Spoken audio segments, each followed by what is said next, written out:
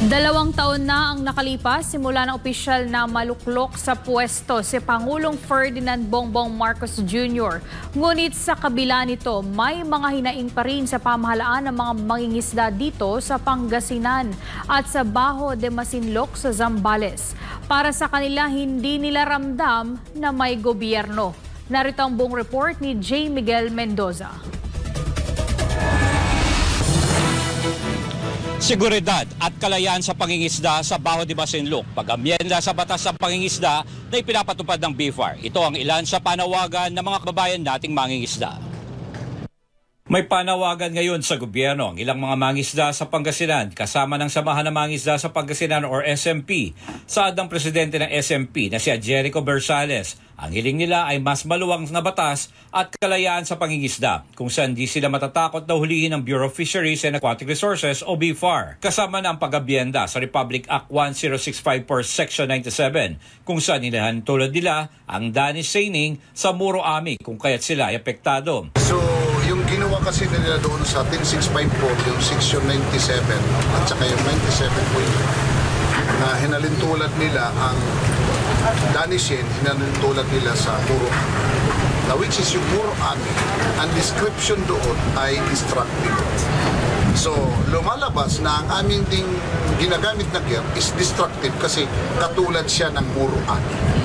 Na alam naman natin kung paano ang style ng Muro Ami. Mag-aari yan ng lambat, tapos dudurogin yung mga corals para lumabas yung isda at pumunta sa lambat. Pero yung sa amin, hindi ganon ang disenyo. Hindi ganon ang disenyo. Ang disenyo sa amin, tinataboy lang yung isda papunta sa lambat. Hindi pwede kami mag-area sa corals kasi mapupunit yung lambat. Dagdag dito, dapat ang mga taga-ibang bansa ng mga ngisda ang hulihin dahil ang karagatan ng Pilipinas ay para sa mga Pilipino. Hindi rin anya dapat iprioridad ng gobyerno ng importasyon dahil ang dapat suportahan ng mga lokal na mangingisda. Sa naman ng auditor ng samahan na si Melanie Sericon at asawa ng mangingisda, mas mainam na mangisda na lamang ang mga ito kaysa maging salot sa lipunan. Kasi po sa isang bangka, 20-25 ang laman po ng tauhan. Sa isang tauhan, may pamilya, may anak. Nakakapag-aral po sila. Nabibigyan nila ng edukasyon ng mga anak nila. Kasi mangingisda nga, kung tutusin, walang pinag-aralan sila. Pero naghahanap buhay sila para mabigyan din ng edukasyon yung anak nila na hindi matulad sa kanila.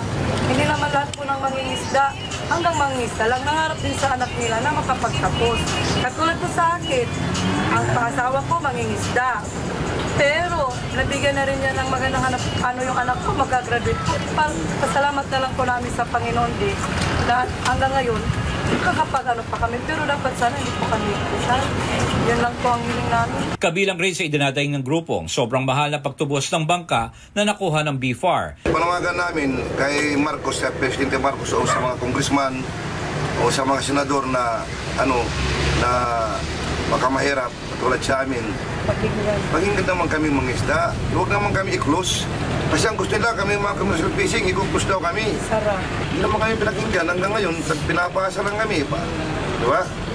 Tapos pagdating dyan, sa laot, hulihin kami ng BIFAR. Ang munta sa amin, milyon-milyon. 2 milyon, 3 milyon. Hanggang ngayon, mga kasama namin, nandiyan pa sa BIFAR yung mga bangka. Dagdag pa ni Marlon Yasar, Vice President ng SMP, hindi nakakarating sa kanila ang anumang tulong ng gobyerno gaya ng fuel subsidy. Ipinunto naman ni Bersales sa ayos lang sa kanila na hindi makatanggap ng anumang tulong basta't bigyan na sila ng malayang paraan ng pangingisda. Sa kabila nito, isinusulong din nila na magkaroon sila ng boses sa Kongreso, Senado at may sariling departamento. Samantala, para naman sa Fisher Folks Association ng Sampabian, dapat ibalik ang dating paraan ng pangisda kung saan hindi sila babawalan sa ibang area at hindi lamang limitahan sa municipal waters. Anya, dahil sa boundary ng pangisdaan, mas kaunti ang kanilang nahuhuli at minsan lugi pa sila sa langis. Ang sitwasyon namin dito ngayon sa Sampabian, sir, yung pahirapan ng panghuli ng isda. Kasi nagigipit din kami pagka napunta kami ng ibang bayan. Halimbawa, kaming taga Sampabian, nakatapat kami sa dagupan, hinuhuli kami. Dahil illegal entry na raw kami. Sa ngayon, kaya hindi kami napapalayo dito lang sa tapat ng Sampabian. Kaya municipal waters lang. Oo, pero kasi Dati kami kasi vice versa kami. Hanggang sa Lingayen kami nakakapangisda. Sa ngayon, nandyan na yung mga maritime, may protocol na sila. Kaming mga taga-Sampabian daw dito lang sa tapat. Kaya siyempre maliit lang tong area na pinangisda namin, kaya medyo bumababa na yung huli namin. Para naman sa mga isda ng Masinloc Zambales, base sa obserbasyon ni Jeffrey Elad, presidente ng Masinloc Tropical Peace Gatherer Association, mas nahihirapan na ngayon silang mangisda sa West Philippine Sea dahil sa naging agresibo ang Chinese Coast Guard dahil sa katatapos lang na pagsasagawa ng balikatan exercise kasamang bansang Amerika. Anya, mas istrikto na ngayon ang China, kaya mas mainam na anya para sa kanila na hindi na lang pumunta sa Baho de Masinloc dahil may panahon na inaharas sila at wala na silang maiuwing mga isda.